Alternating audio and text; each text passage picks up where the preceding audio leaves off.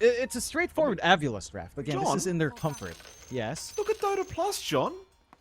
Dota Plus is saying 64% for AVULUS already. Look, 64. I don't know how it calculates these things. I don't know if it just tries to curse the team off the bat, because then it starts going haywire once you go into the laning phase. I don't know. Really? 64%, that's very confident. It went down to 63 now. Yeah, look, how does this work? How does it calculate this probability? Why does it not default to 50-50? Does it take past historical games the same draft? Pull the API? It sounds like a lot of calculating power just to give us this stat here, but could be. Could be it's just feeling cheeky, you know? Dota Plus is like, you know what? People like this. Look at these stats, boys. 0 minutes in, they're already losing. Maybe Dota Plus is aware that ATF's currently wearing a neck pillow, John. That might be it. Might be it. It's basically 4v5 today for Team Falcons. Anyway, moving on. We'll see if they go for an early team fight. I mean, last game around took a long time. Why do you involve yourself in the personal choices of people so much, Mikey? It bothers you so much. Every time I go to an airport and I see someone with a neck pillow, I just think they're just not very smart. I'll be honest. I just think they're not intelligent. It's not you wearing it. It's them. Just let them do it. Who cares? No. Why do you care so much? Why do you care so much? Mike, this is why you're unhappy. You care about stuff that really doesn't matter. It doesn't matter, Mike. It's not your life. Who gives a crap? Let them be. You know? Let them be, Mike. Just let them live in peace. I refuse. Mid lane. Then you have no right of complaining about being unhappy at any point. Any point. I don't want to hear you complaining about life being so annoying and sad. Mike, you choose to be sad. All right? Let that be blatantly clear. As Quinn shouldn't be sad in this lane. He's up against a Puck. No. Very good segue, if I do say so myself, Mikey. It was a good Very segue, happy John. time. You know, Puck matchup, pretty boring. Puck can dodge in and out, although without the early shift, you are going to be copying extra damage there. ATF going down Neck already, pillow. Jonathan. Surprise, surprise. It's great. They're going to find some face and trade. You can't. Neck Jokes pillow. are running themselves now, John. Neck pillow indeed. 1-for-1 down at that bottom lane. Obviously very favorable though for the side of AVULUS. Yeah, and we should focus on that bot lane. They are keeping Sibia down here, dodging out again. Medusa lane, and again, neck pillow. Well, Seneca's in trouble. Seneca's in trouble. Crit's gonna save the day, but this is a pretty rough start here for ATF. Pretty tough time. That it is. Like, it's immediately matchup into a Primal Beast. Sibia did go for Ferocity. He did go for the AoE on Pulverize, which can be quite nice. But the big thing is that there is a big threat with Cold Feet, plus just a rundown with Trample. Heck, that gets even worse once you get the Ice Vortex up. Just a ton of damage, a ton of magical damage amp. Top lane. You will need to start to play with a Surge as... Skitter's gonna have a nice kill for himself now. Desire going down on that Tusk. That's a hero you generally don't want to give too many kills to either. You know, this DK it can start to be a real pain in the backside later on. So Skitter already off to a brilliant start himself. Surprised again that they sent Smiling Knight top to deal with the Chen lane. Because, again, Snaking just goes for the Satyr creep on his Convert facet. He just throws out Mana Burn. You never feel comfy here on Smiling Knight, and Skitter has a very free lane. Like, there's no threat of a rundown from the Tusk. As long as Snaking has his little Satyr Mind Stealer for free, mind you. Burning mana away, what's the threat? Well, it's going to die now, but yeah, it's certainly a very nice creep to have against a Medusa. And it was funny too, because I thought to myself, you know, this Medusa's going to have 600 mana to start with. She's got 534 right now. So that creep's doing a lot of work when it is up. Smiling Knight, thankfully, at least is up against a DK course. The chances are you aren't going to get caught with the Dragon Tail unless you're not really paying attention. Speaking of, top lane, Desire does move in a little bit. Meanwhile, bottom lane, a lot of action happening here from ATF as he's just trying to really abuse Zibe now with that level 2 Iron Shell. But it doesn't really seem to matter too much as Zibe going to go for the Lotus Pool. This could be dangerous though. He won't get it. ATF going to chase him down. Zibe still running. Does have the Onslaught available if he needs to commit. But ATF will wave him goodbye, and that'll be about it. Yeah, they've managed to stabilize that bot lane just a bit more. In terms of CS, it's still slower for Amor. But hitting level 3 and shell up. Once you hit level 4, you can get the value point in the blinding light to get some pushback around, and the aggression can start to ramp up. So overall, looking pretty sharp for Falcons in the lane. You're starting to even out on Mobe mid, as the puck, again, once you've got that little phase shift up, is pretty manageable overall, but you will have to respect the Storm's damage. That Quinn is leveraging quite well. Will be able to still snag his water rune as well. No sort of focus on mid to deny that off from Quinn early on. So they just kind of relying on the puck spell sufficient that you are getting out. Not that you have room to leave these side lanes anyhow. Like top is still a slower start for Smiling Knight. And again, this is an off-lane Dusa, but it is going to be scaling as your win condition, even if you do go for undulation. And they just kind of need to get that build-up on Smiling Knight as much as possible, but the impact from Desire isn't really being felt. Again, Snaking's just doing a fantastic job with his Satyr converts. Run down, burn mana. If you're not burning the Medusa, when you burn down the Tusk, you can't do anything. You can't Ice Shard, you can't run into tag team, there's nothing. It becomes a solo lane for Medusa, which you're happy enough to farm in, but you're applying no pressure on Skitter. This DK, it's going to ramp up real quick if you're not too careful. And it is Corrosive Dragon, so once Dragon forms up, steady siege on objectives does come online. That it does. Skid is actually running right towards Smiling Knight here, but Smiling Knight going to be able to back himself up nicely. The Satyr Mindstealer back to being a real nuisance here to poor old Smiling Knight, but again, he hasn't really been threatened quite yet with his life. He's perfectly happy. That mid lane going pretty evenly as well between Mobe and Quinn, by the way, Jonathan. We haven't really peeked at that in a little bit, but I mean, Quinn's slightly ahead in terms of CS, but still a very even kind of laning stage. Both of them hitting that level 6 mark, though Quinn is slightly out of mana. We could see a kill coming out from the mid lane very soon as well, considering that there are power runes spawning in 10 seconds. And AVULUS have already brought supports over to ensure that those do get taken by their own mid. And it's going to spawn. And Quinn gets it apparently. Never mind, Chuck. Quinn still gets the haste rune. Meanwhile, bottom lane, ATF. Nah, he's going to be okay. Yeah, they're a little bit slow in contesting the bot rune. Like, Mobe just had to kind of orb in a little bit far away. Quinn just walked into it. So he's got a little bit of an option now. You don't quite have, you know, the silliness lined up yet. No recall just yet in crit. Level 6 isn't up yet. It's a little bit too soon for that. So, you at least at the moment, you don't have to deal with that onslaught. Mind you, the lanes are still going well for Falcons. Again, outside of just Darkseer lane being a Darkseer lane, you're not really able to fully bully out Sibe. You are still finding that tempo, that time you'd want on Falcons. I would say it's a little bit concerning as the game goes on. If you're not punishing at this point on AVULUS, if you're not able to get these connections with your supports, one has to be concerned about Storm Cop. We were hyping this up in draft, but eventually, once crit hit 6, man, it gets scary. And then you really have to defend those 15-minute Tormentors. The first one, if a free shard comes out for crit with the extra charge on recall, it's painful. Still, Skid has gone a bit too far. He run directly towards Smiling Knight, trying to go for a stun, but he didn't realize Mobe had rotated on the puck, so he kind of just ran right into his death there. Pretty unfortunate death for Skidder. Yeah, he's playing pretty damn aggressive. It does force the movement of Sibe back, at least. There's nothing else to find up top, so you just kind of waste some time, giving some free room out for Amar to build up. Falcons are, again, they're willing to play the slower game.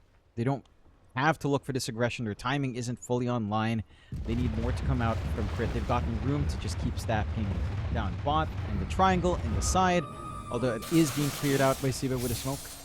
Here comes crit. He's going to be okay to jaunt out of there, but just the amount of mana crit's providing to Quinn every time he shows up in this mid lane, it's just so disgusting. Desire actually going very far forward onto Snaking. They do have Mobe there to back him up. Quinn does have plenty of mana to play with. He'll zip in, looking for Desire, but now he's been coiled up. Ice Blast, though, not going to land. Jump back in again. Mobey's the target. He'll still jaunt out of there. Here comes Skitter. He'll find Desire now.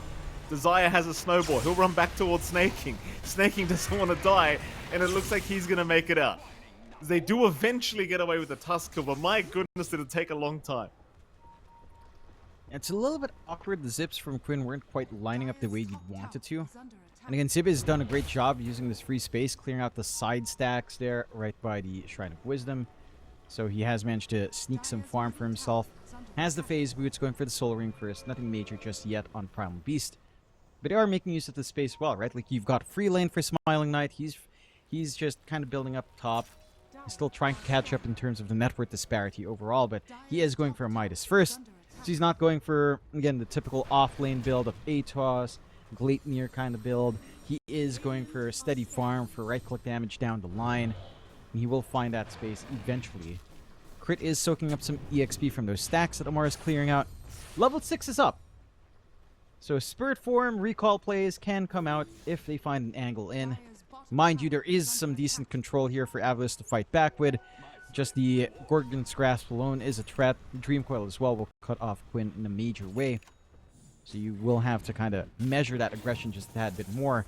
But it is ready to go if you do decide to pop that open on Crit. That damage rune for Quinn's going to feel very nice. And Quinn's right by Crit as well. Like, they're both just waiting for the opportunity to get started. With that amp damage rune, you know they're going to be looking for an angle to try and hunt somebody down with that damn recall. Everyone else, though, still just chilling out. 2 to 3, 10.5 minutes in, so another slow start to the game. It should speed up relatively soon, but seems like mostly we're just waiting for Quinn and Crit to be ready to start roaming. They are, and Crit is starting to check things around. I do appreciate the vision here from AVULUS, though. Ward is right outside the sentry. They're able to spot this rotation out from Kotl and maybe even punish before a recall can come in. Please zone him out. This ward is giving so much value. Spots the smoke fully. It did see the smoke. Can they prep for a fight, though, AVULUS? I mean, it's right by their T1 tower. Surely you expect the rotations to come in. Smiling Knight, he gets caught out anyway. Where's the TPs? They're finally coming. They're here. Coil is out. Crit is down. This is a great fight for AVULUS, as they should have Skitter as well. It will cost them Desire, but a very nice fight. There's Mobey even looking for a little bit more. Jumping on Snaking, needs to be somewhat cautious not to get taken down by Quinn, excuse me.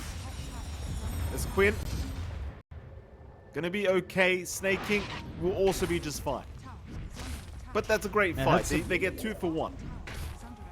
Yeah, it looks a little bit awkward, but they have confidence in how tanky Smiling Knight actually is. It takes a lot of effort to just burn through the mana shield overall. And then you got max value out from that ward. They ride out that point with the amp damage. Now they have to play Quinn with regen. He's been finding everything, and he's set to re-engage. No coil to worry about. Quinn, and rather ATF's in a bit of trouble. Quinn still fighting. Mobey, though, is out of there. ATF also out. Just a lot of action from both sides of the map. We are going to finally be able to look at that replay of the last fight, and I mean, the TP reactions I thought were a little bit slower than necessary, but it doesn't matter. They got there in the end, and as you can see, Jonathan, a very nice fight. Eventually breaking out for AVULUS, and of course now Smiling Knight can have the liberty of starting to take these stacks away. The Quinn is around as well, being a bit of a nuisance, actually taking a lot of the gold and XP from these creeps, and that's going to be a little bit annoying for Smiling Knight, because he did all the hard work. Yeah. Again, he already got his, well, he didn't get his reward, but at least Sibe also managed to get the steal on the side, so kind of trading away. He suffered in the end, but hey, Smiling Knight has his Midas. He's going to be able to keep that farm game going for himself. 2k lead coming out for Falcons in the slower game, though. This is one thing for Crit, as we saw in the highlight a while ago. Just wanted to mention, the recall did kind of kill Skitter. Dragged him right into the firing line, right in front, into the blast, into the snowball, and the Gorgon's Grasp. You do have to respect some of that hold. Amar is by himself again, feeling too comfy with his neck pillow, perhaps. I am, Absolutely. but they don't jump him this time. So he gets to be relaxed a little bit more, Mike. Neck pillow. If there's one thing ATF is not today, Jonathan, it's relaxed. I guarantee you that. Gonna have very stiff shoulders after today. Very stiff shoulders. What if Amar showed up the next day with a pillow from the hotel room? And just had That's a much smarter idea, John. Much smarter. That's something you'd do. Coil is out. Quinn has been caught. Ice Blast, though, not really going to land. He could survive this. Quinn, he has a second. He'll zip out of there. They cannot finish the job. And now Seneko left behind will go down as they're looking for more now. Quinn eventually just jumping into Desire, but kind of misses out on any kind of vortex.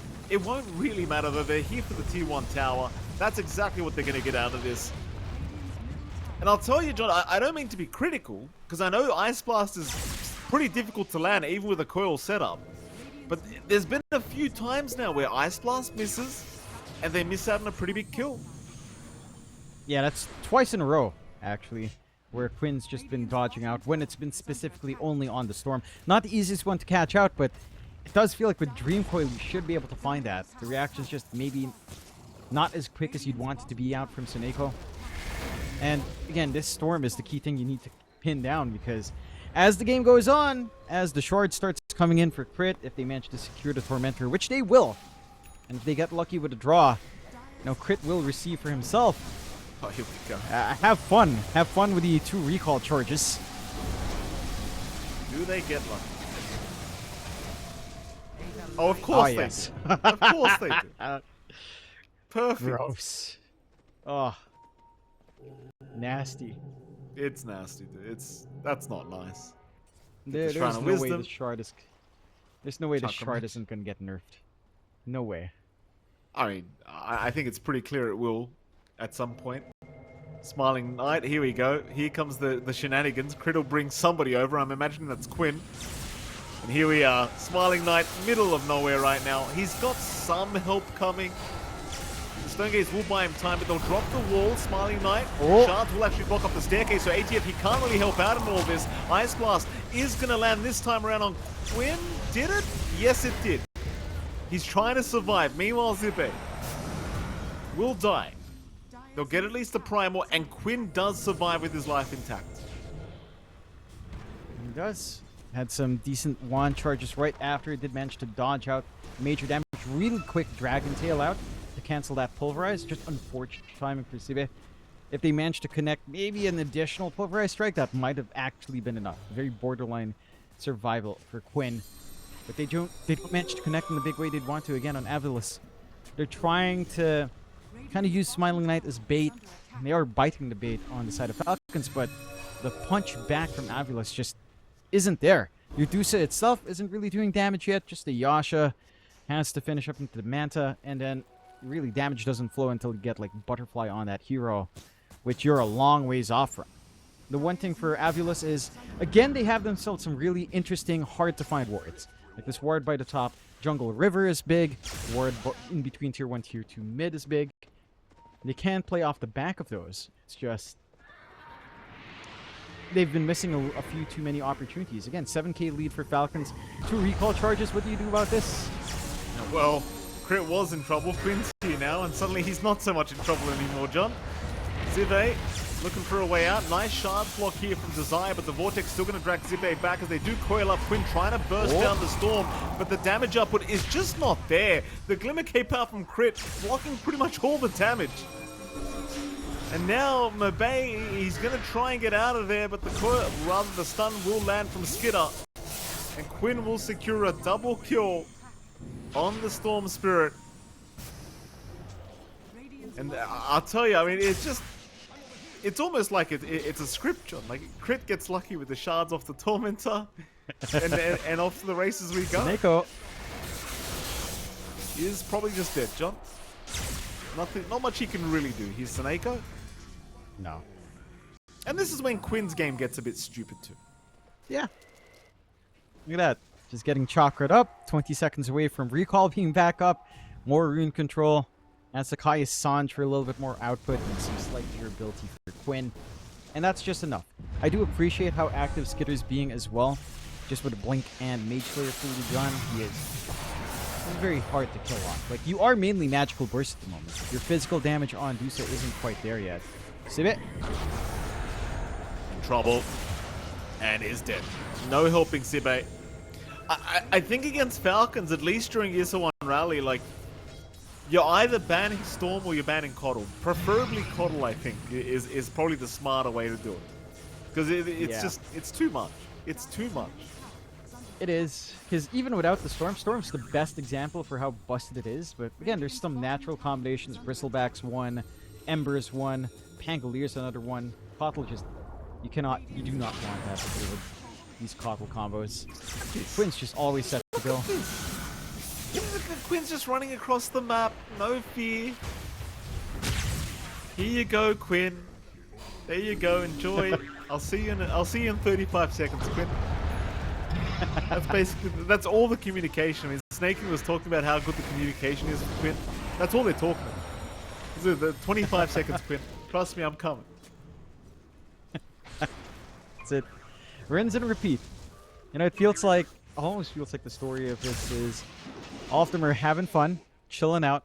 Amar's finding a way to get this neck pillow working, hence him just focusing, literally just camping bot the entire game. He is just so locked into one routine. Play bot map. That's it.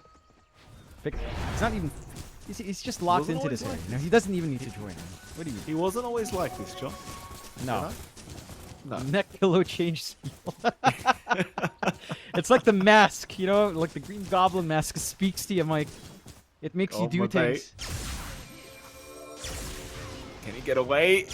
Link up to the north. Quinn's still having a gander. Oh, and he's gonna find him. You can't trick a trickster. Quinn's gonna find him. No problem. 6th kill of the game for Quinn. Not dead yet. Crit, where are we going, sir? Surely there's more time for another. No, apparently not. He's out of time.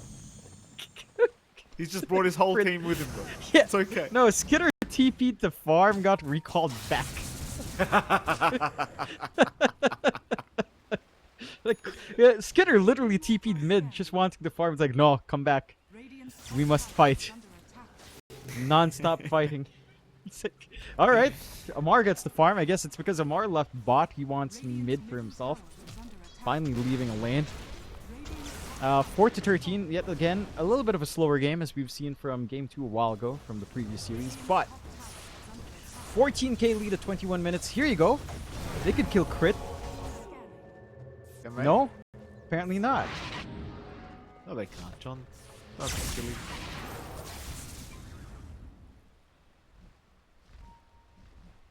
And AVULUS, I mean, not out of the game by any stretch of the imagination, but life is getting rather challenging.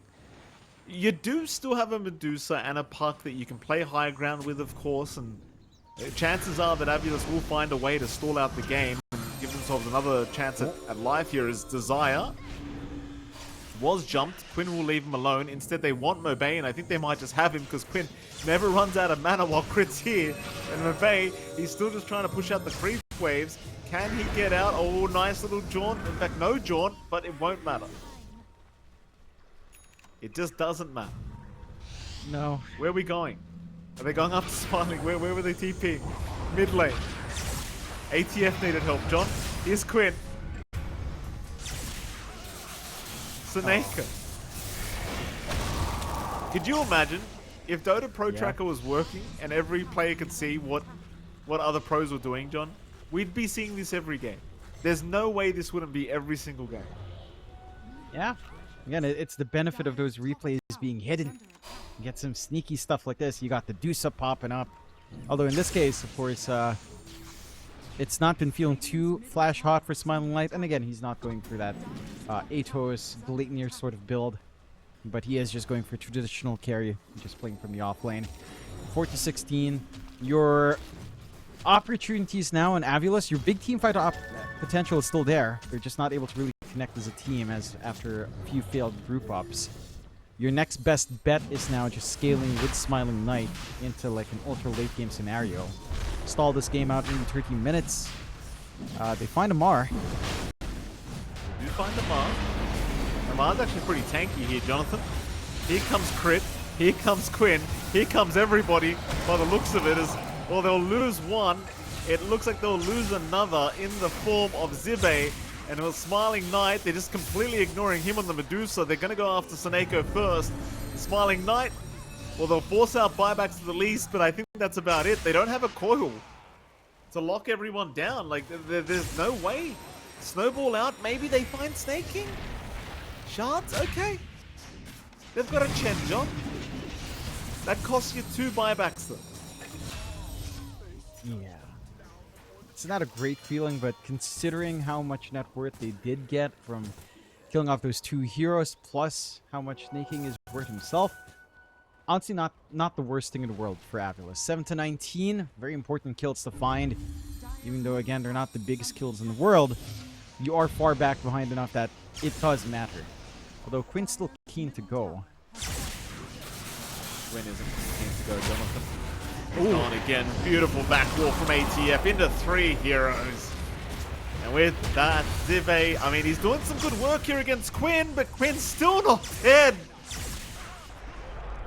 Okay, there you go. There you go. At least give him an Aegis, Quinn. My goodness. Get the usage out of the way, but the right idea was there from AVULUS, right? This time around, Crit dies a little bit earlier on. They focus their damage onto that hero as Crit aggressively recalls in to get into that action. And I think that's the best you can hope for in AVULUS. If you can pin down this Keeper for Light, kill it off early enough, it becomes, you know, it's not as free of a time for Quinn to zip around. He's going to need to be limited by his mana. He does have a lot of mana in mind. 26 galvanized stacks, a free 7.8 mana regen. It's nothing to scoff at. 28.3 mana regen, and he's got a coddle just filling him up anyway. Like, who cares? Yeah. Who cares? Why not just remove Storm's mana bar? Well, you know, why not just make it so he's like using energy or something? You know, at this point, there's Mobay, alive on 50 HP. Gotta be a little bit careful there, sir, because Snake King's on the hunt apparently as the Chen. But Mobay should be all right. I don't believe he'll get caught. Not quite. Just going to be farming what he can. Again, there's some recovery time for AVULUS to keep this build up on Smiling Light. He is trying to go for his Ags and a Scotty. And eventually, again, if this game lasts long enough, you can try to hope for maybe a Divine Rapier in Smiling Light. Feels like one of those circumstances where I'm going to start thinking about like real long-term high ground holds here. Free Shard comes out for Skitter, so the Fireball's up. And not the most amazing, but still somewhat useful in shoving out lanes. They are trying to hunt with a recall here on the side of Falcons, but no one presenting themselves here. Maybe Sibe on the side. Yeah, it looks like Zibe might just get caught. He's just waiting in that tree line. Does blink away, thankfully. So Quinn will not scout him out. It looks like they're going to actually start hoping that somebody tries to defend that top tier 3. Here's your Aghanim Scepter on Smiling Knight now, so again, I think the high ground defense of AVULUS is where they're really going to prove to be a bit of a nuisance with this style of draft. You see Falcons, they are paying them respect. 27 minutes in, even with a 19k net worth lead, they aren't quite willing to try and even try, though Mobay is just going to casually die to Quinn, and now Amar's gone in that Radiant Triangle. In fact, even Crit's gone. So you get the puck, but ATF and Crit go down. That's a pretty big win for AVULUS. That it is. I'm surprised they never got that D-ward and taking control of the triangle here from Falcons, showing no respect for vision play out. The punishment is pretty severe. It's a lot of gold to flow back towards AVULUS despite losing Obey earlier on. They are getting some gains here.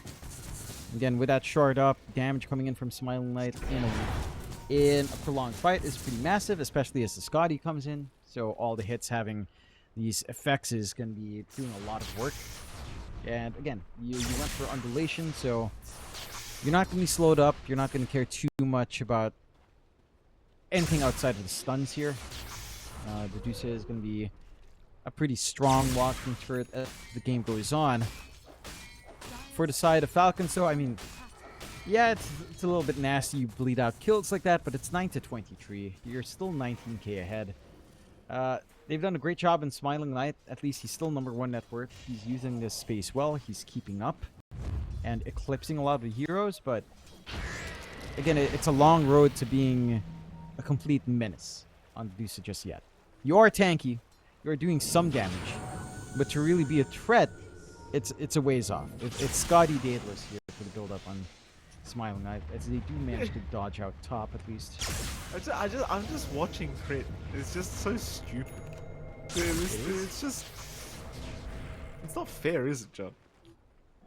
It's not. It's really not. But what can you do? We were talking about the top on the draft. Whoever put the coddle shards in, did they not think about this? That this is a possibility? I want to say they did think about it and figured it would be too fun. And It I is appreciate fun. that. I appreciate that. I appreciate that it's fun, it's silly, that you can recall in instead of just having people come in as is tradition. Right? You can jump into the fray, you get chakra up, like it's a fun concept. It's just too strong. Like this is one of those things that I'm not annoyed by. It's too hilarious. You know, it's hilarious, but oh, this might not be. No, certainly not. They do at least duke out actually everything. Dragon Tail does not end up connecting. Quinn could not get a Vortex, though he does find himself an Arcane Rune at least. And funnily enough, Dota Plus is actually still sitting at 41% for AVULUS. So that's a 19k advantage that they're up against as well, John. It's just like kind of crazy that they still have this high of a chance of winning the game. Like Quinn's got a Sight the Vice up, Crit's got a full Ags up. You'd think there's no chance left, but the Dota Plus, it simply disagrees. Mobay, he's okay. I will say I think that's down to the fact that you're playing against Deuce Puck. Right? Puck, as the game goes on as well, you get an Ags up, you get your 25 up. You can turn these games on its head. Like, there is scaling here on the side of AVULUS. It is not to be disrespected. So, if this game just kind of drags on, even with the disparity, again, Smiling Knight's #1 in net worth, all the gold's going to the right hero. You might want some of that to flow into Mobay as well, but the Puck can clear out these waves in the side, be a nuisance, drag some attention to itself without really being in the firing line, especially as the Lincolns is up. I mean, you are reliant on single target spells right now, Dragon Tail and Vortex, to lock in that Puck. So you have a lot of windows here for Mobay to actually dance around. He's going for the right itemization to keep that stall game going. A little bit of a smoke out from the side of AVULUS now. They do have a lot of wards. Like, I appreciate all of this vision into the top jump. Right? Like, they're keeping track of where the smokes might start to get popped, where they might start to group up from Falcons. Gives them an angle to try to play forward with the smoke as well. Although the scans aren't really hitting anything. They aren't really finding anything, but they kind of set the information up for this move. It's just, they probably should have had bot instead, as the side of Falcons are just enjoying the free push. And they're just forced to back off from that smoke entirely with Smiling Knight to defend. So, right ideas. Again, just need to stall the game. Maybe you can start to cut some waves on Mobay now. Just prevent any sort of siege elsewhere. Keep lanes shoved in your favor. And just avoid fights. You don't need to play into the Coddle Storm. You can just not die. And just go farm. That's what they're doing, John. Everyone's just farming for now. Smiling Knight, Divine Rapier queued up. Daedalus first, though, of course. This could arguably be one of the longest games you and I have casted here for the group stages thus far. Like, if things keep up the way they are. Desire, gonna get hexed up here. Quinn will have crit coming in as well. Because God forbid Quinn gets too low on mana. Yeah. Gotta keep him top of Mikey. Bottom. Yep. Another chase on. Dust is gonna connect on Seneko, so that's 2 down now. Both supports going. There is buybacks on both. They might need it. You never know. Yeah. Probably not too pertinent to buy back at this point, at least. You do have some important things to save up for. Trying to go for the Sight of Vice on Desire. So some control. Considering there's nothing defensive here on Quinn, can make a massive difference in these engagements. So, yeah, it's short response anyhow, considering how far behind you are in terms of EXP. And there's not much of a window for Falcons. Falcons might just wait for the next Roche before they start to get too comfy here. Maintaining their 23k advantage. I'd be able to get a jump onto someone. Siva is just hanging out, waiting for... Or trying to look for an angle and trying to play with his ward, just in case someone crosses the river. Although... Okay. They're going to find themselves Zibe. He actually doesn't have any help either. That's a bit of a shame. Your Flame Primal Beast just getting deleted. No problem. And, I mean, Falcons, they're not trying for high ground yet, but they've got complete map control. Like, the net worth just continues to grow. The only person really getting farmed up on AVULUS is just Smiling Knight, so all the eggs are back into the Medusa basket. And as for that Medusa basket, it's still looking rather fragile right now. Not the strongest yet. Skidder? Not quite. The problem is you can't jump anyone with this Coddle Storm. Like, look at this. So there goes Seneko. Quinn's in like zero danger right now. He just needs some mana. Here comes Crit to help him out with that as they do kill off Desire. Anyone else? Why not? Quinn's jumping in again. He's on to Smiling Knight now. Buyback committed by Seneko and that'll be enough. Like you can't jump anyone. No. Because they just bring two heroes in instantly. ATF. Oh, the Lotus Orb. It cancels the Pulverize of Zibe. That's unfortunate. Quinn still going. We'll move back in onto the Primal Beast. The Glimmer Cape, it will save him for a little bit, but for how much longer? Zibe is just burning alive right now. Smiling Knight, he's going to stand his ground, but he's not doing enough damage. He's doing no damage, in fact. Quinn will back out, though. ATF there. He'll retreat to boot. Kind of the issue, like this Dusa, like it's tanky, but it doesn't hit hard enough, as now Seneko's died back. Yeah.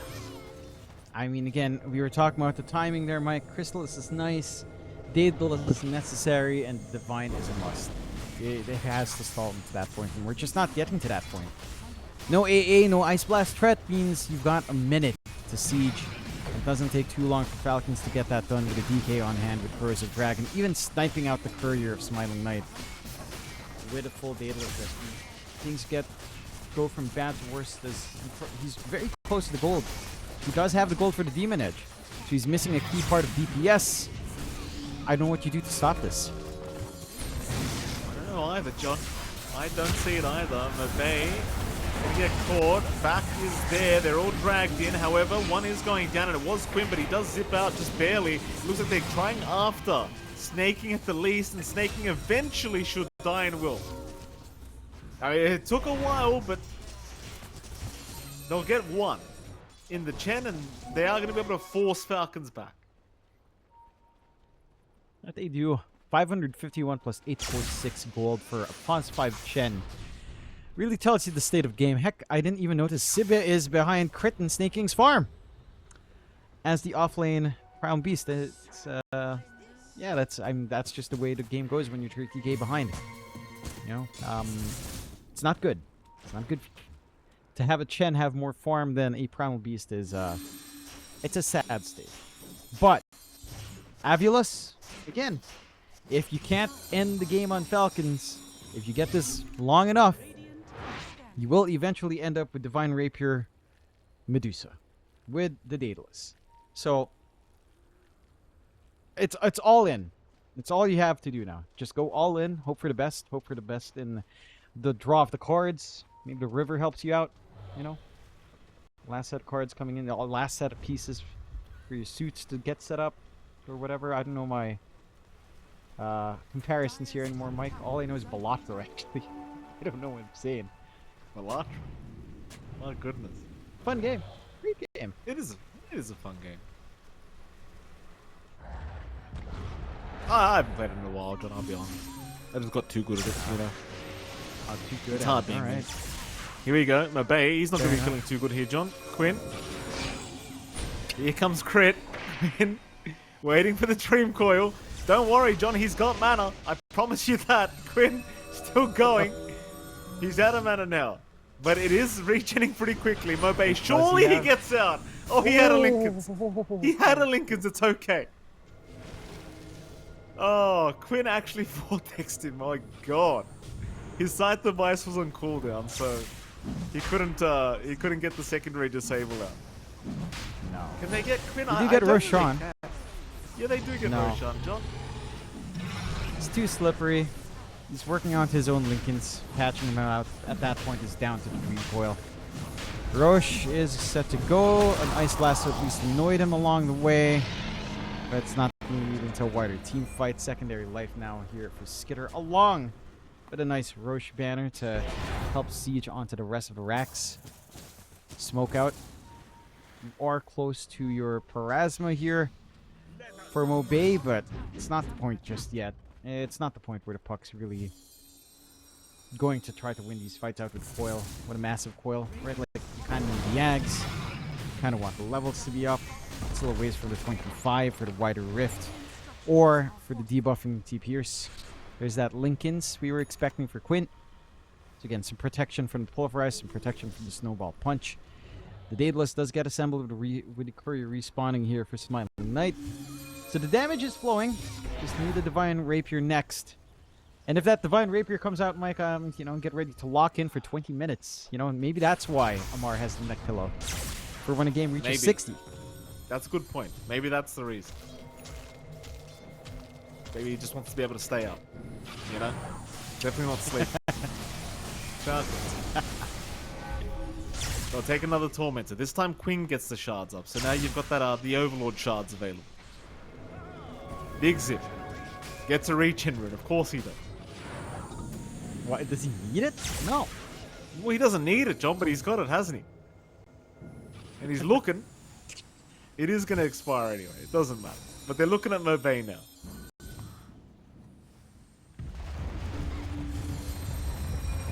Hoping somebody farms that mid-wave, but it's just not happening. Of course, AVULUS being pretty good at just avoiding. The Quinn's just zipping right in, apparently, onto Seneko, and he just takes the kill.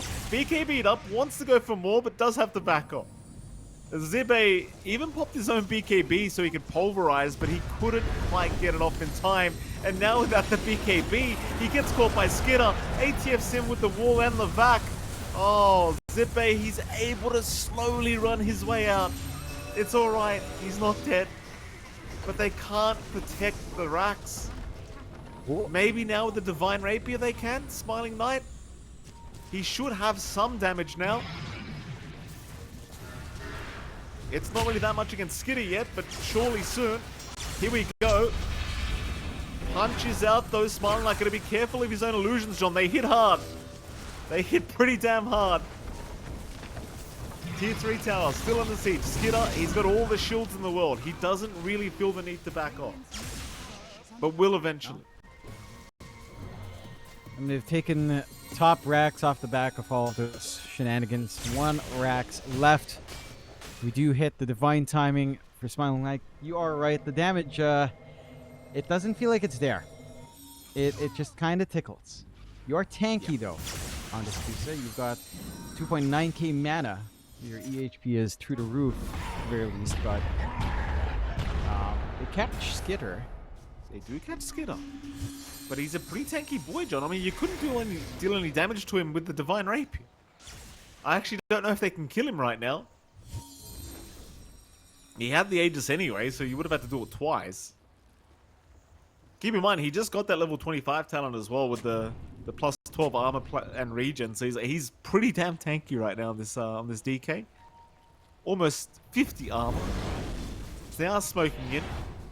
Skitter, again, happy to oblige and just say, come at me, and they're just not coming. In fact, Quinn will jump in instead. He's got a Hex out. He found the Medusa first. A big back wall. ATF, he got 3 targets with that. Zibe's melting to the damage output, but he will be KP walk out of there. Instead, they'll take down Desire. In comes Skinner now in the back, finding Seneko. Both supports down. Maybe they can at least take down ATF, but no, he walks out of there. In comes Quinn again. Smiling Knight's out of mana. It's not looking good for the Medusa. She's gone. Divine on the deck. Game 1's over, John. I mean, unless they can kill Quinn, it's over. GG's call. Yeah, look. They go for the comfort on AVULUS, right? Like they pick up the Smiling Knight Medusa, they play it in the off lane, they give Zibe his Primal Beast. They go for very strong comfort that has worked for AVULUS in the past. I'm just surprised they haven't heard about this Coddle Storm, right? Like there's been time. They need to ban it. They just ban the Coddle, your game becomes simpler. Falcons has to actually play Dota, Quinn has to actually do something else. So that's going to be key for game 2, Mike. It absolutely will be, Jonathan. We'll head to a break and we'll be right back with game number 2 between AVULUS and Team Falcons. Has to be a win in the laning phase, I think. No two ways about it. Especially since you went core Jakiro. You have to win your lanes. Like, you are going all in for ultra early presence here. And if you don't get that early presence, well, this game doesn't get... it doesn't get that much harder, but it doesn't simplify from a position behind here. Okay. Well, here we go. They're actually going to run into crit. That's a nice Fisher. Doesn't quite block the stairway, but it's going to be more than enough. Smiling Knight will put his body forward, and that's first blood already for Smiling Knight. The perfect start for AVULUS. And that's what you want to see. Oh, wait. Even a D-Ward. Oh, no. Unfortunate. Mabe ends up hitting Quinn instead of the D-Ward. Yeah. Puts his body right on top of it. Makes it a little bit harder. I mean, you're still happy, right? Like, yeah, the D-Ward comes out. You still take out the Vision. You force the Vision away. They'll get the Sentry in to counteract, but the Sentry also gets taken away first. Good block. It is a good block indeed. Snaking in trouble, is going to go down. They'll still try to chase down Desire, but Desire will make it out. My goodness, so hey, setting up 2 kills now off the back of these fishes. And it should be, at the very least, an even start for the bounties, but it looks like they're going to find a bit more on top as well. 3 for 1. So really, AVULUS off to the perfect start here in this game number 2. You really couldn't have asked for much more. Maybe that one ward getting killed off and being denied by Quinn was the one missing piece of the puzzle, John. If you want to be, specific. Yeah, but again, you're more than happy here on the side of you're getting off these Fissure blocks as well with Desire. That is a benefit of when you do manage to focus in on Fissure level 1. You're not focusing on the farm. You can kind of set up the lane heavily in your favor here, or the side of AVULUS. So this is just giving them that access. You can always set as well right now for Desire TP back. And let me tell you, this top lane for AVULUS, this potential of Jakiro Shaker is pretty scary.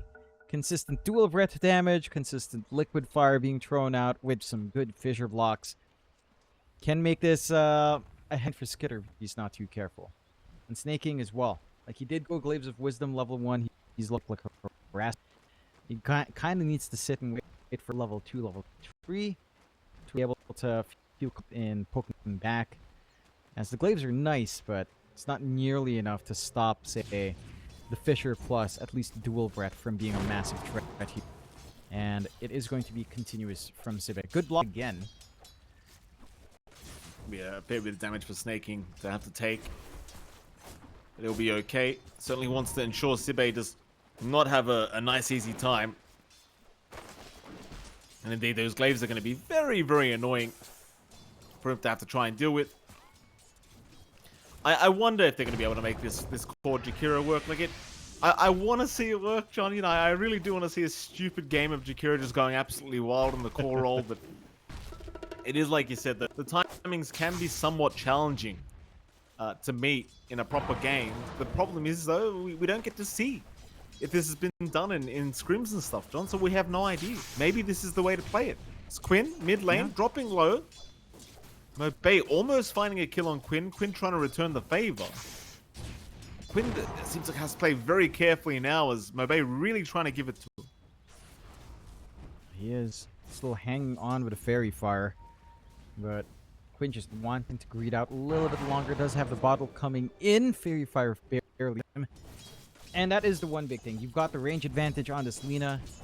Right? Technically, Storm shouldn't get bullied out this hard, but Mobay has been landing all of his hits with the dragons, and it just makes it really tough. You can't right-click trade back onto the Lina here as a Storm. Static slide allows you to play the lane still, but Lina still, again, complete control. A big shift up for Quinn as Storm matchups turn out well. This time the Storm lagging a little bit behind. No combo runes at least, so water rune goes to both sides. Bot lane, kind of the same story for Amar from the past few games on his Darkseer, as he is just being zoned out, and they do manage to find punishment for Desire.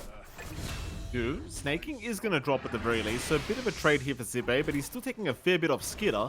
Skitter dropping extremely low on mana though, does not want to stick around as Zibe will just not leave him alone.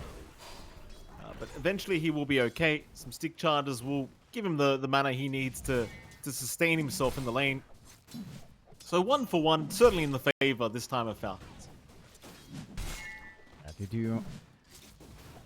They do get that trade they'd want. I mean, I think for Zibe, just getting that solo EXP is pretty big by itself. Alright, Snaking getting a free Brain Drain stack going. Mind you, it's 1 int per kill now until you get your shard. Not the most amazing feeling until that timing spike. But yeah, every point of mana early for a Shaker support does feel impactful. So you do have to be a little bit careful. Again, the last lane that we were kind of briefly touching on, the bot lane here for Amar, has been pretty slow going again. This has been consistent for Amar when he has picked up this Darkseer. His laning combination with crit isn't really particularly amazing. There's no real Iron Shell shenanigans you can do outside of the creep waves plus the Darkseer. So it's free going for Smiling Knight, free farm for him. 2 lanes out of 3 going really well for AVULUS as they're just constantly poking hard. And there's not much crit in the mark can really do. They are getting stacks up, but again, you have to appreciate the vision and the warding from AVULUS. They block off the Ancients a while ago. They do manage to ensure that the bigger set of farm for recovery on Falcons isn't there. So it looks like whatever happened in game 1 kind of shook AVULUS up enough to bring some spice out. Like, there's no D-ward coming in anytime soon onto the Ancients. Again, this off-lane Jakiro is putting in the work. Mind you, Skitter is still farming, but it's always a little bit uncomfy at less than half mana. Yeah, you've got this power treads build-up, which is what you'd expect for good old core Jack, as they do get entrapment on Snaking again. Snaking will go down. No trade to come on. Oh, maybe a trade, Skitter. He'll go for a chase onto Zibe, but doesn't really have enough to finish off the job. And in fact, Skitter needs to be somewhat cautious because he's out of mana once again. Desire's on the chase, low on mana himself, but he will have the Fisher to spam after that Mango. But Skitter, he barely has enough with 1 charge. Desire's still looking to hunt around, but there's plenty of heroes now available, and Desire's going to have to find out the hard way that maybe he's gone a bit too far. Saneko's shown up to boot. Skitter's still trying with the grasp to land. Desire eventually will die, but now Skitter was not anticipating Saneko on Zibe to come in. Snaking will also die. A double kill for the Jakiro, and well, that's certainly going to help this core Jakiro look a lot better than it probably would have. And it will. Power treads again slowly being formed up. Crit. I'm curious to see. Crit's trapped. Crit's being blocked off. He can't get out. Zibe's going to get in there with a dual breath. Crit eventually will make his way out. Thanks to the Tame the Beast, but my goodness, Saneko with some very nice blocks. Yeah. I mean, it's been a slow game. Oh, Quinn! Oh! Yeah, he's gone. Desire doing some really great work on the Shaker. Gets into the mid lane before Quinn hits level 6 and ends up securing a kill here with Mobay.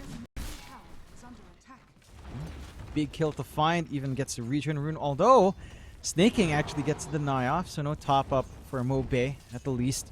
Small victories here for Falcons as it's 7-2 in favor of AVULUS. Skitter again! Jeez! Oh, no, That right click, man. Yeah, Zippe is just actually becoming a problem, dude. Like he's Yeah. got that level 3 liquid fire, liquid frost now. It's you can't actually lane against it now. I think No.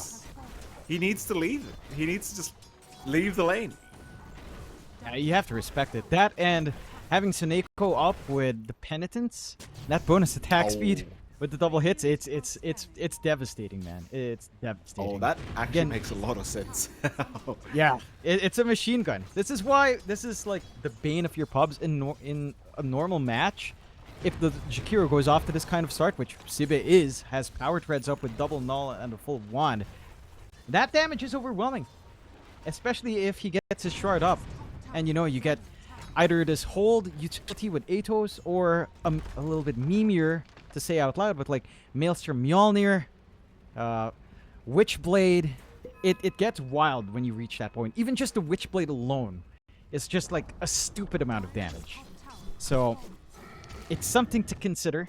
The fact that, again, the Jakiro in terms of CS might not be up there, in terms of actual net worth, way up there. All the heroes on AVULUS, all the cores have gone off to a fantastic start. 4K advantage already, only at 7 minutes in. And Falcons, it kind of stems back to the support duo. We were talking about it when they picked us back-to-back. Ringmaster Silencer has not had the best of times. Like, Silencer is fine by itself. I think the fact that you have two supports with no hard control is really the big issue. Outside of, like, global silence, like, you don't have a way of holding these heroes in. You're not expecting Skitter to join in with Gorgon's Grasp early on. We know Amar will try to farm up a couple of items first before coming in as the Darkseer as well. So that leaves you with Quinn to zip in with Vortex if he had it skilled up. And Skitter again. Oh, that's very problematic here for Falcon. Skitter's died a third time, and well, I mean, props to AVULUS, John. They're looking fantastic in this game too. So far, so good. This core Jakiro is looking amazing. Got himself a nice Orb of Destruction as well, so a bit of minus armor to boot. I mean, I like what I see so far. We'll see if Falcons can start to slowly pull back this game, but right now, very dominant start. 3K advantage from AVULUS. The one saving... I want to say saving grace, John. I don't think there is one. There's still... All their cores are still relatively farmed on Falcons, but they're all about 1K behind the cores of AVULUS. And they're losing a lot of map space early. Like, they're already getting shoved a little bit into the tier 2s. All of these cores just have to hit the jungle. There's only so much jungle space for you to scale up fast here. It's not going to be enough to really sustain some tight timings across the board. And it just gets mildly concerning, right? Like, we've been focusing on Civic quite a fair bit because, again, this is the interesting hero of the game. But even just Mobe having a strong start on the Lina, having this build up into eventually the right-click hybrid build, going for power treads first. You can maybe consider a little bit more to come in later on. You've got the Dragon Lance up on Sibe. You've got free farm for Smiling Knight, just playing in that bot area by himself. Mask of Madness up into Harpoon, BKB Blink. Nothing to really stop that Sven. Really durable, even with just the level 1 Warcry at this point. And for Falcons, even if you could kill, how do you kill when you've got Silencer, Ringmaster to connect with? None of these cores can kind of set up outside of Quinn. Quinn doesn't have a Kotl to sustain long zips. He has a limited supply of ammunition now to play the Storm. Again, you're not expecting Skitter to come in with Gorgon's Grasp to set up for you, and Vac Wall isn't even up yet for Amar. He's just going full farm, holding the skill point. See how far away he can get with Greed. If the game slows down, though, if AVULUS don't get to keep that aggression up, I think it does stabilize for Falcons. Like, let's say at 20 minutes it stays 9-2, and then, you know, you're doing something wrong. You have the tempo in AVULUS. You can't afford to just play completely passively either. They are waiting for maybe some more levels up, like Desire's working to level 6, trying to get Blink on that support Shaker. You're working into at least the 4 staff for Sibe to jump on top of people. And that does that should be the point where things start to get going. So do get a pause out from Smiling Knight. Maybe, again, a couple of connection issues here and there. Instant Nice and go ahead. I will tell Yeah, you though, Mike. You know, Yeah. this Jakiro, it reminds me of when we started seeing Core Dark Willow come out. And it's like, this is something you Oh. only see in Turbo. And then became legitimate for like 1-2 months. If this works for Sive, if this works, people will start talking about it, man, and it could become a thing, which I hate. Because let me tell you, I hate playing against the core Jakiro when it takes off. It's a nightmare. The start is there. I'm not saying it's gonna keep up, but it's there. It's starting. No, I mean it's definitely started. Like he's got the Dragonlance up. He's hidden. He can hit you from a fair distance here, and something that I didn't pick up on during the draft is Seneko with the penitence. You kind of pointed this out, but that added attack speed, a max level plus 80 attack speed for your Jakiro. It's gonna feel really nice. See how else he builds up into it. Of course, he is going for the shards build up on this core Jakiro, which obviously makes enough sense because you don't want the cooldowns to be shared. But then it's like, what do you build after that? Because I'm obviously not very used to seeing core Jakiro jump. It's like, what do you build after that? Well, what's the idea here? There's Witchblade as one path. There is, again, Atos if you want more utility, taking away, de-emphasizing the right click a little bit more. And there's Maelstrom into Mjolnir. There is that. And normally it's like Witchblade into Maelstrom Mjolnir, usually. Although Zibe is getting jumped here.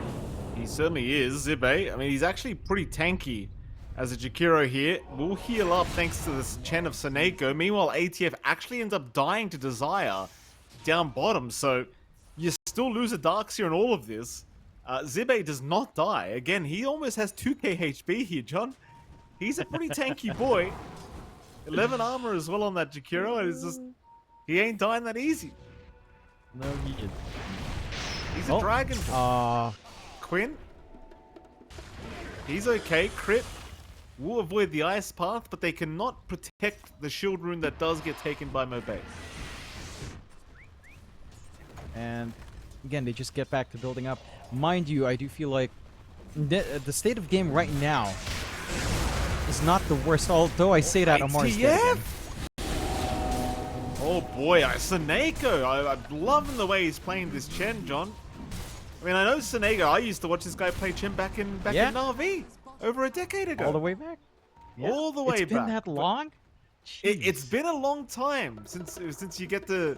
Well, we've probably seen Seneko Chen since then, John. I'm just saying it's been a while since we've seen it, since now. But you get my point. Mid lane, they got Snaking's down. Desire should be dead at least. I'd assume. There you go. He is gone. Zive, thinking about it. Just a bit of cheeky damage onto Quinn, but that's actually a lot of damage. Look at that, John. It's a lot of damage. I'm telling you, this is a nightmare. Damage. This is why when I queue up, games for fun with my friends, I ban, I change my bans actually. I let Sniper true. I let the Tinker true. I ban Jakiro and Dazzle. Dazzle not so much nowadays. Jakiro, yes, every single time.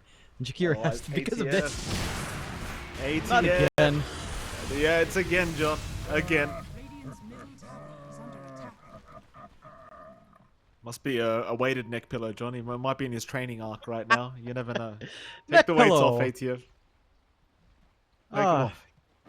Falcon? Imagine they had a neck pillow sponsor. What do you say about that, Mike? A lot, John. I don't think they'd be sponsored for very long. I can promise you that. Snaking.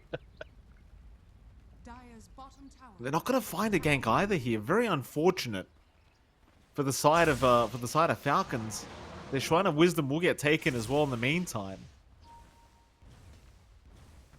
Zibe's got that level 10 talent, so he's got plus 150 ranged as well as the Dragonlance now. Shard's almost up, by the way, Jonathan. He's just waiting for the timer so he can buy it out. 40 seconds. I just reel it.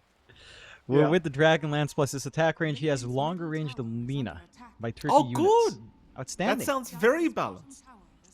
Very fun. What was it? What are the new items that give extra attack range? I can't remember them. There's an enhancement. Magnifying monocle. There are enhancements as well for melee and range. Which he needs to get a vast and what is it? The monocle. That's right, magnifying monocle. He needs a vast monocle. amazing. Oh, Why not just God. add another plus 250? Yeah, why not? You know? You know what's even worse? Before they nerfed the heck out of time zone, you would actually see this in a lot of like people trying combinations would run this with time zone. I cannot tell you how much of a nightmare that is until you get your drum boots up. Good lord, the projectile speed, the lower cooldown on liquid fire, good lord. Thankfully, that's not in this game, but I can use this opportunity to talk about the collective trauma I have encountered as they did clear Tormentor.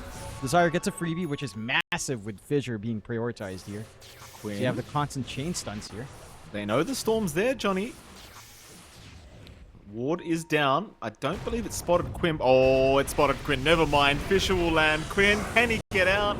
Silence is there at least, but Quinn is slowly burning. He'll TP away. He's okay. He's alright. It's scary, John. The damage output is scary. It's such a bait as well when you mouse over and see the attack speed. You can't tell me that's 0.98 seconds of an attack. Yeah, with the does two not attacks. It does not feel it. Zibe. Here we go. They've at least got an illusion of him now. Zibe's in trouble. Heals come in from Seneko. He's still a bit too tanky though. They'll drag him back through the wall. No but way, it won't matter. what? He's not gonna die. Huh? He's not gonna die. Hello? What? What is this? He's too tanky, John. Oh. He's a dragon, John. You can't kill dragons that quickly. Come on now. He's a dragon. A twin-headed one, in fact. You know, I think the worst part is when you do Vac Wall. Here, it's not like the illusions are popping liquid fire and frost. I don't know. They should be using the double trouble to be fair, but without the liquid fire frost, again, it's not as exciting. You don't have that debuff to play with until Siva decides to go crazy and maybe buys damage items, but that's we're still a ways off from that. You know, at that point, maybe these hero illusions can be worked. Still, Quinn? Quinn, that's a big jump in. He's hoping for an easy one. He does get Desire. Any kill's a good kill right now for Falcons. Crit now. Also in danger. Jeez. He'll make it out. Barely, but he's made it. So they are finding... Yeah. They are finding kills. It's just a very challenging time for Falcons right now. In fact, they're even just walking around with salves. Just Crit's had like 3 salves on him just there. Just so they can reset and go again. Yeah, I think it's fair. I think, again, this is kind of a mirror of the last match in the other way, that Falcons kind of need to hit and run. You know, they need to find some punish when maybe the side of AVULUS is a little bit more scattered, just building up, trying to work this map advantage and being efficient on the map. That's their window to punish. Quinn's just hanging around in the triangle. They set up some pretty good forward wards here in Falcons to punish. Right, like behind the tier 1 and that bot jungle, although it is dewarded by Desire now. Again, still maintaining vision triangle, playing in this area for Quinn, trying to stay forward for his team. 15-4, 8k lead still standing for AVULUS. The same points do still stand, that if you do sit back and relax too long, you do run the risk of allowing a path back in for Falcons. Like almost the same as AVULUS last time. This is a Dusa. It is almost the same build as well coming in. Quinn. Boy, Quinn. He's zipped out for now. Global Silence does kick in once again. He's still burning, but he will make it. Well, the Global Silence, every time we see it committed right now by snaking, it is just to save the life of Quinn. So Quinn not having a smooth sailing kind of game like last time around. In fact, today, Jonathan, I should add, Yep. this is the only game he's died on Storm Spirit. He was like 35-0 before this game on Storm. Now he's 0-1-0. Or 0-1-1. Crit. Drops the wheel. Gets the escape back off just in the nick of time, but it doesn't matter. They're everywhere. They are. Mind you, Falcons are only losing their supports, which is honestly good news. Right? Like, again, you're free farming on this Dusa. Quinn is taking some much more aggressive farm than a Storm should be able to get away with the coverage that Snaking's providing. Amar, he's working out. He's working up to a point where he's going to be relevant. He does have the Heaven's Halberd up. So at least the disarm is there for the Sven, which is massive to kind of counteract what Smiling Knight has as the top net worth. They're looking to apply some pressure onto the tier 2s. Bot tier 2 just kind of being shoved in by Smiling Knight. Fortify popped up early. No room coming out there for Desire. Will just TV himself back to safety. But they need to expand this map control. The tier 2 bot is a start for AVULUS. They need more, although mid. Quinn will make it out. Chase is on though. 3-man smoke from AVULUS, still trying to catch out this storm, but he's gone invis now. Pings are out though. They saw him underneath a sentry, I do believe, or something. In fact, never mind. They want Snaky. They have not seen Quinn. There is a sentry on the right side of that river, but Quinn has not run to the right. So they may have spotted him for a split second, but that's all they'll get. And it seems as though nobody was holding detection to spot him out a second time. Oh, not quite. And that does provide an opportunity here. Global Silence is still being held. They can start to play aggressive on Falcons. Just need to find an angle in. They are a little bit scattered out here on the side of AVULUS as well. We'll catch Crit. Crit will just force stuff to the low ground. He's fine.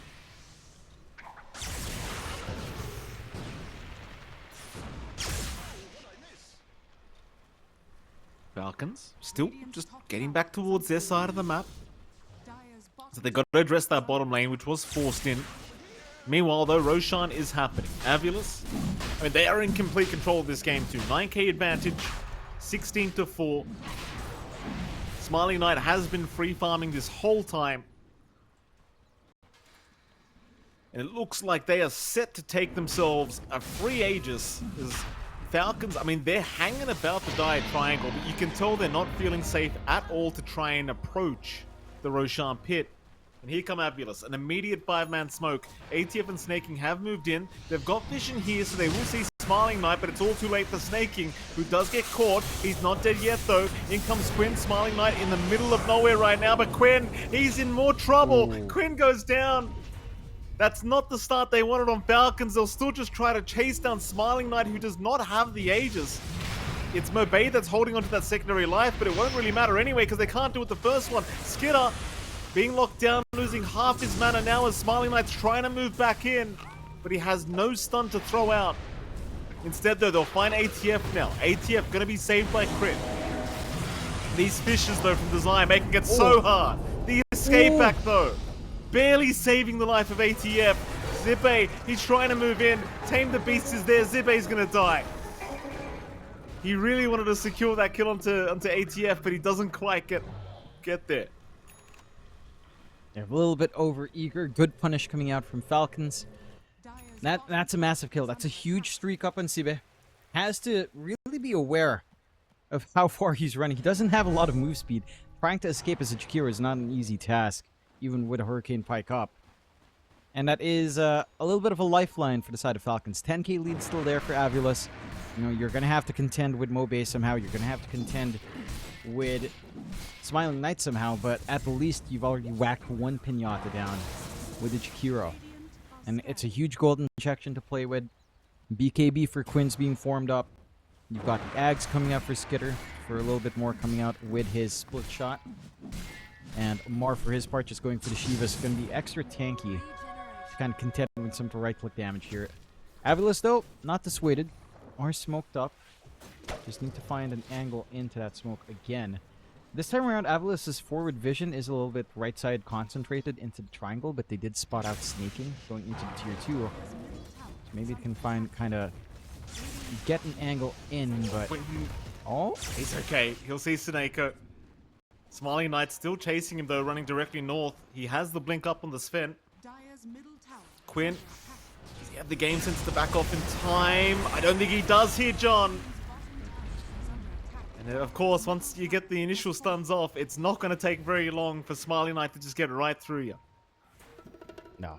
And that's him without the full Daedalus either. It's just about 700 gold away, 500 gold away now. And one... Uh-oh. There goes Snaking. You're at that point, although Smiling Knight may be going a bit too far this time. In fact, he'll go onto Skidder. Stonegaze will petrify him up. Smiling Knight still just trying to run, gets out of the wheel. They are chasing, but nobody's dying on AVULUS. Everyone's still perfectly fine.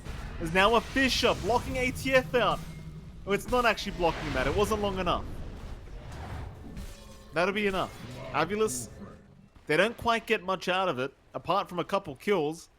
Objective-wise, just a bit of damage onto the mid-tier 3 tower, and they've left the building. Yep. Rinse and repeat.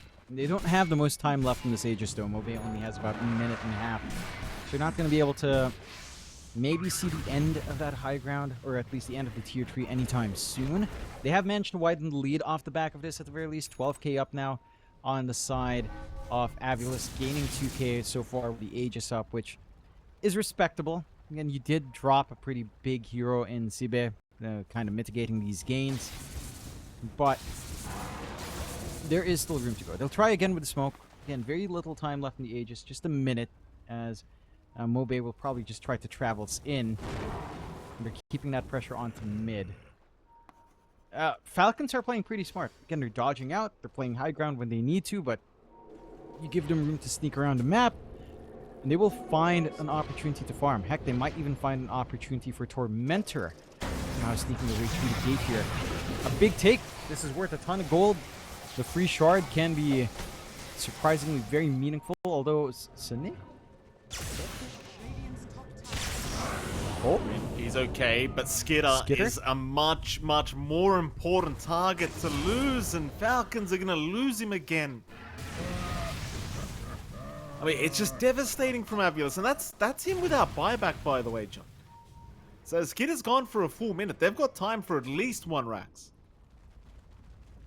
What they do, they didn't even have to expend a God Strength there on Smiling Knight. Just him showing up with the Daedalus, more than enough. A couple of right clicks going his way. Global Silence was expended as well. Mind you, Aegis does expire, but with Medusa, it doesn't feel like you've got the output. Maybe a big back wall from Amar could kind of change things here, but you've got the spacing now. You've got the advantage here to play. Back wall is there. I mean, it's a vac wall, but it's not going to make a difference. Maybe slowing things down just a little bit. Smiling Knight. Vortex up there, just trying to buy time for Skidder. Rack's still going down though. Range Rack's already gone. Melee Barracks is now also gone. It's funny too, because we were talking to Snaking after that first series we casted, John, and Snaking did say that AVULUS, they are a bit of a wild card. They don't know what to expect because they haven't been able to see what they've been scrimming with or what they've been playing with recently, and well, they sure do feel like a wild card. They're doing fantastic. Yeah. I mean, I love that we're seeing just this crazy stuff like the poor Jakiro come out. And BKB for Sibe isn't too far off. So he's only going to have to contend with, what, just about a 1.75 second silence. Not too bad for Jakiro to keep playing his game and get damage, chain control out going for his team. 20-5, 13k lead with that 1 Rax up. They will find punishment on Saneko. Not the most meaningful kill, but still a pretty impactful amount of gold for Quinn. 437 plus 400 for the entire Dar's side. An important find for sure, but you need several more of that to feel steady. You do get that full BKB we're talking about on the Sibe up. He does have a vast Whisper of the Dread. So he is hitting at just around 810 range. Very nice and balanced there on a Jakiro, of course. That's what you love to see. I wonder where he goes after this BKB. Like, I would love to see more damage or just more attack speed, because that's really the dumber part. It just feels like you're a machine gun. It's kind of funny. Smoke out from Falcons. This could be less funny, as they have that Ags again on Skitter. They get a flank out into Sibe somehow. Would be a nice impactful kill, but they're going for the gate play. Oh, they are. Falcons up towards the top lane. They did see. Oh, good scan. No Bay clearing out the creep wave, but indeed a good scan is going to catch the smoke rotation through the twin gate. AVULUS really on their game in this game too. Not handing any openings over to Falcon. And now the group up, I think AVULUS, they might just want to smoke again here, John. I mean, you've already got one, you're already 1 Rax up, you're still 14k ahead. Smiling Knight's just getting stronger and stronger as time goes on.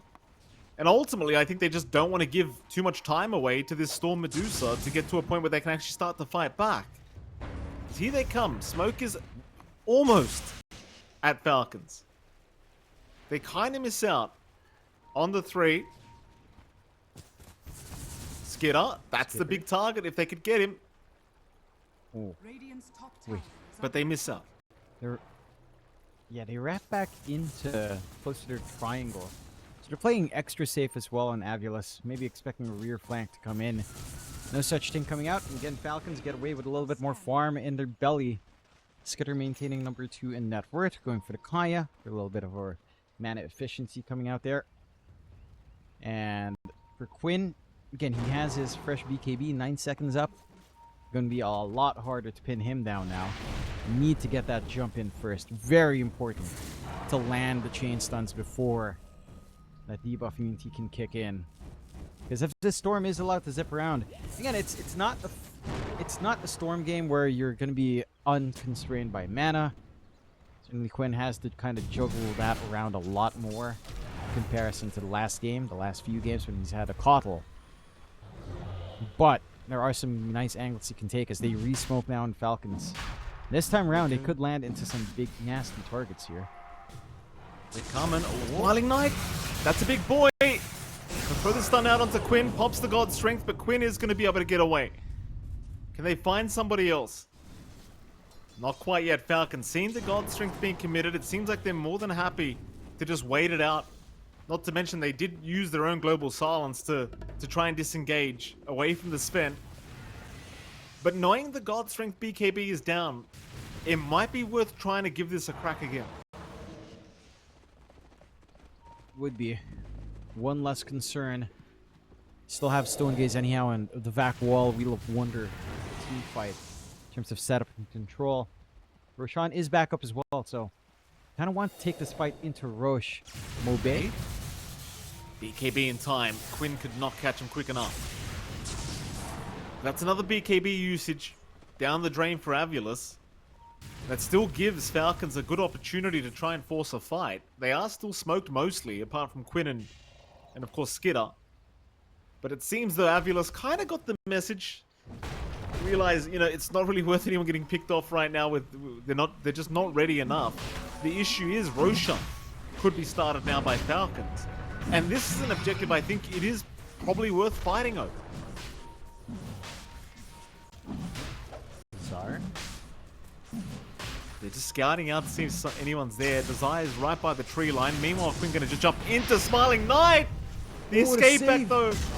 Oh, it's gonna save for now, but the Echo Slam committed. Quinn, he barely makes it out. At least for now. Can he jump around and make anything happen? It looks like he can. They're onto Desire. The Shaker's down. Smiling Knight. He'll turn onto ATF. He'll get rid of the Darkster at least. Meanwhile, Skidder trying to move forward, but he's almost out of mana. He's got to be real careful. Skidder's down. Oh, Lord. Quinn TP's away. Snake King cannot. Crit is trying, and he will make it out as well.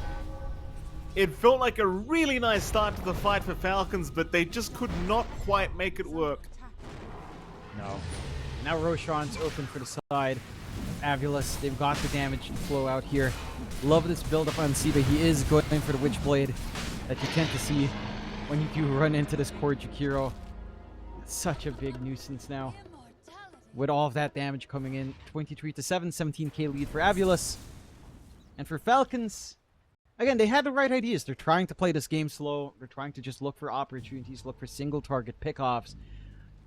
It's just, that was not a single target pickoff. It was off the back of Desire, spotting out Crit, walking them back. They managed to get that position locked in for themselves. And now, another high ground begins.